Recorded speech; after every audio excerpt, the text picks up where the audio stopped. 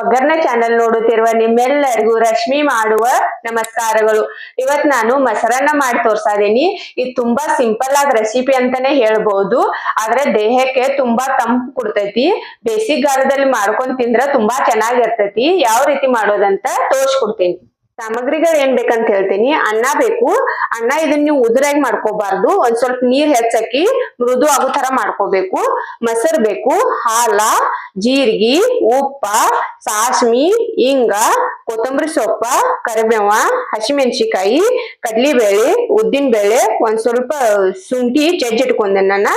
ಆಮೇಲೆ ಡೆಕೋರೇಷನ್ ಒಂದ್ ಸ್ವಲ್ಪ ಅನಾರ್ದಾನ. ಮತ್ತೆಲ್ಲ ಅನ್ನ ಹಾಕೋತೇನೆ ನಾನು.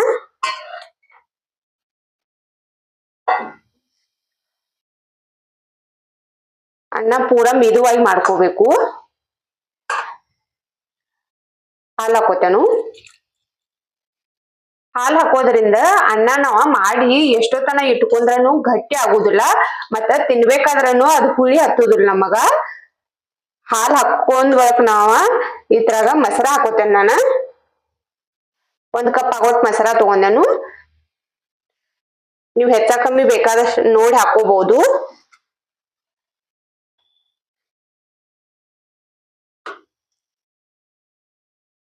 ಇದನ್ನ ಹಾಕಿ ಚಲೋದಂಗ್ ಕಲ್ಸ್ಕೋಬೇಕು ನಾವ.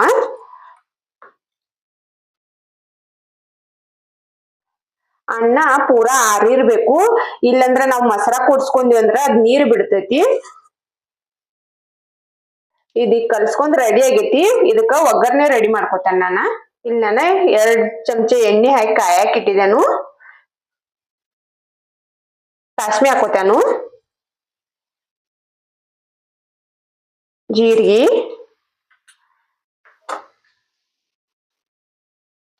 ಕಡ್ಲಿಬೇಳೆ, ಉದ್ದಿನ ಬೇಳೆ, ಇಲ್ಲಿ ನಾ ಹಸಿಮೆಣಸಿಕಾಯಿ ಹಾಕೊಳ್ಳೋದನ್ನು ಉದ್ದಾಗಿ ನಡುವೆ ಕಟ್ ಮಾಡ್ಕೊಂಡೇನು. ನೀವು ಬೇಕಂದ್ರೆ ಒಣ ಮೆಣಸಿಕಾಯಿ ಬಿ ಹಾಕಿ ಮಾಡ್ಕೋಬಹುದು. ಇದನ್ನ ಸಣ್ಣ ಉರಿಯಲ್ಲಿ ಇಟ್ಟು 30 ಸೆಕೆಂಡ್ ಆಗೋಷ್ಟು ಫ್ರೈ ಮಾಡ್ಕೋಬೇಕು.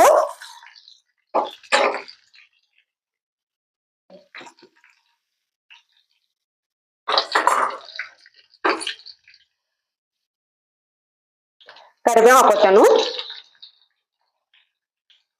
ಹಸಿ ಶುಂಠಿ,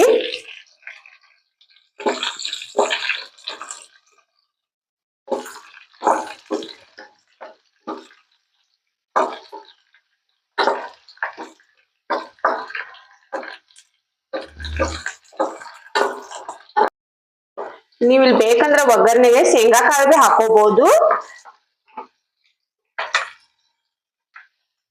ಇದು ಒಗ್ಗರಣೆ ರೆಡಿ ಆಗೈತಿ. ಗ್ಯಾಸ್ ಬಂದ್ ಮಾಡ್ತೇನೆ ನಾನು.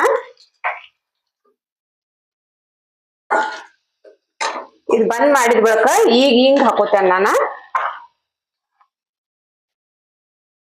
ಹಿಂಗ್ ನಿಮಗ್ ಬೇಡ ಅಂದ್ರ ಬಿಡ್ಬೋದು. ಹಾಕೊಂಡ್ರೆ ಈ ತರ ಫ್ಲೇವರ್ ಚಲೋ ಬರ್ತೈತಿ.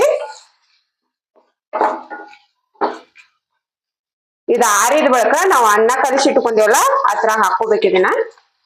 ಈಗ ಒಗ್ಗರಣೆ ಮಾಡ್ಕೊಂಡಿನಲ್ಲ ಅದನ್ನ ಹಾಕೋತೇನೆ ಇದ್ರಾಗ.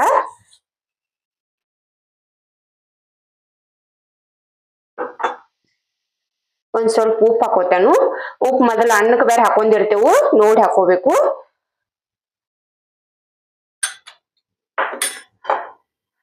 ಕೊತ್ತಂಬರಿ ಸೊಪ್ಪ,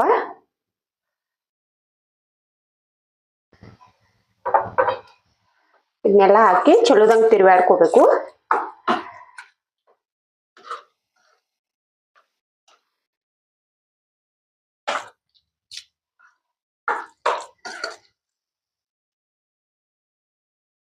ಇದನ್ನ ಕಲ್ಸ್ಕೊಂಡೆನ ಎಲ್ಲಾ ಚಲೋದಂಗ.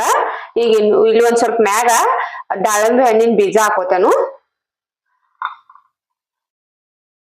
ಇದನ್ನ ಇದ್ರ ಹಾಕೋರಿ, ಇಲ್ಲಂದ್ರ ಹಾಗೇನು ಮಾಡ್ಕೋಬಹುದು. ಇದನ್ನ ಹಾಕೋದ್ರಿಂದ ಕಲರ್ ಚಲೋ ಕಾಣ್ತೈತಿ ಒಂದ್ ಸ್ವಲ್ಪ.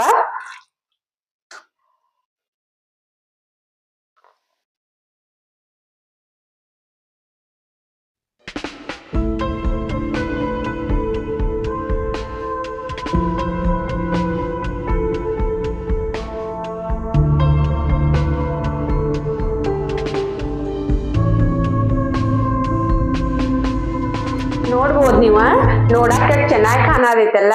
ತಿನ್ನಾಕು ಅಷ್ಟೇ ಚೆನ್ನಾಗಿರ್ತೈತಿ. ನಾ ಮಾಡಿದ ರೆಸಿಪಿ ನಿಮಗೆ ಚಲೋ ಅನಿಸ್ತಂದ್ರ ಒಂದ್ ಲೈಕ್ ಮಾಡ್ರಿ, ನಮ್ ಚಾನೆಲ್ ಸಬ್ಸ್ಕ್ರೈಬ್ ಮಾಡ್ಕೋರಿ. ನನ್ ವಿಡಿಯೋ ನೋಡಿದಕ್ಕ ಧನ್ಯವಾದಗಳು.